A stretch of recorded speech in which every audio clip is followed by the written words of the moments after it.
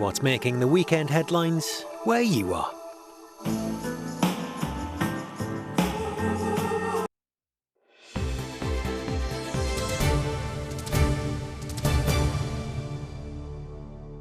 Good evening. Two men have been arrested on suspicion of murder after the disappearance of a woman in Boston. 27-year-old Ilona Golubec was last seen in the Wide Bargate and Red Lion Street area on November the 9th. Today, Lincolnshire Police released CCTV images in an urgent appeal. A 32-year-old and 40-year-old are being questioned by police as investigations continue. Midwives and parents have marched in Nottingham to raise awareness of what they describe as the NHS maternity crisis. March with Midwives vigils have been held nationwide today in 50 towns and cities to highlight poor staffing levels and working conditions. A recent survey found that 57% of midwives planned to leave in the next year. Some in Nottingham told ITV News they work 13-hour days, during which they barely have time to get a drink or go to the toilet.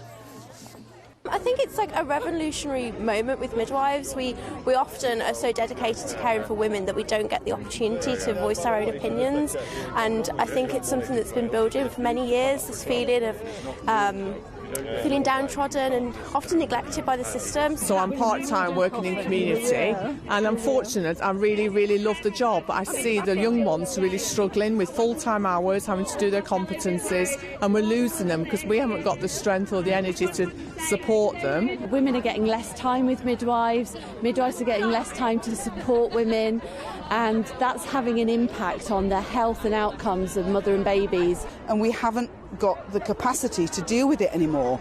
We are exhausted, and the pandemic has just basically put the tin lid on it for us. In response, the Department for Health and Social Care has said it's committed to making the NHS the safest place in the world to give birth, and says the mental health and well-being of staff remains a priority. Two men who helped turn a suburban bungalow in Nottinghamshire into a drugs factory have been jailed. Stay where you are! Police officers! Police officers! Officers raided the property in Lucknow Drive in Mapley in September. Inside, they found cannabis with a street value of £1 million in the form of 1,400 plants. The men, aged 24 and 20, were arrested at the scene.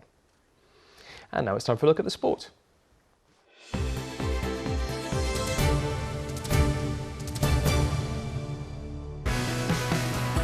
For the love of the game. eBay sponsors ITV Regional Sports Reports.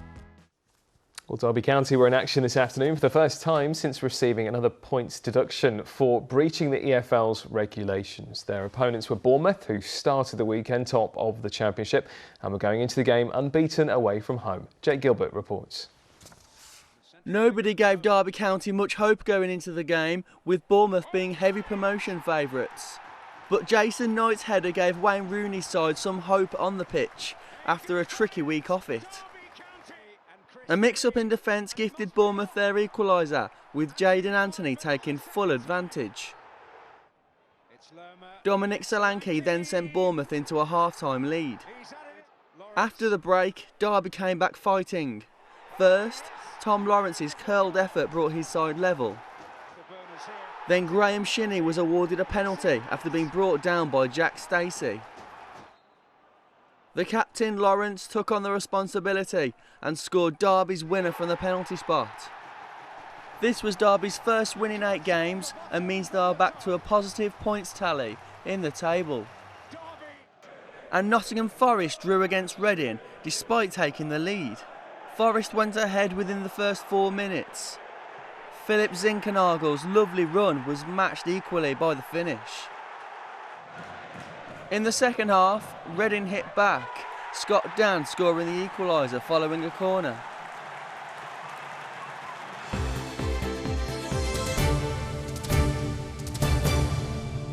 Now it's time for a look at the weather forecast. Here's Chris Page.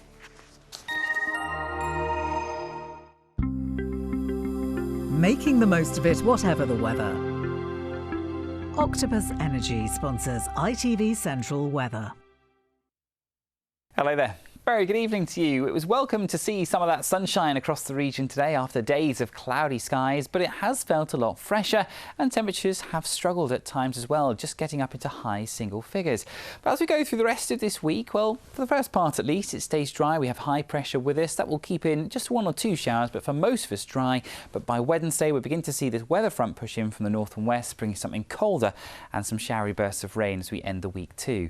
We've still got a few showers with us at the moment, but for most of us it turns a lot drier. Just a few lingering showers in parts of Lincolnshire, but with clearer skies it will be another cold start to the new working week. Temperatures around 2 to 3 degrees Celsius.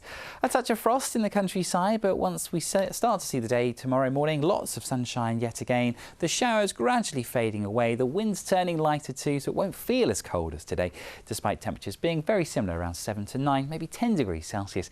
That's 50 in Fahrenheit. For Tuesday it's much of the same really, but we'll still see those rather chilly overnight lows. For Wednesday, more cloud in the forecast with some outbreaks of rain, turning unsettled and colder to end the week. Bye-bye. Octopus Energy sponsors ITV Central Weather. So from us for now, we are back first thing tomorrow morning during Good Morning Britain. In the meantime, get all the latest for the region on the website, and that's at itv.com/central. Bye for now.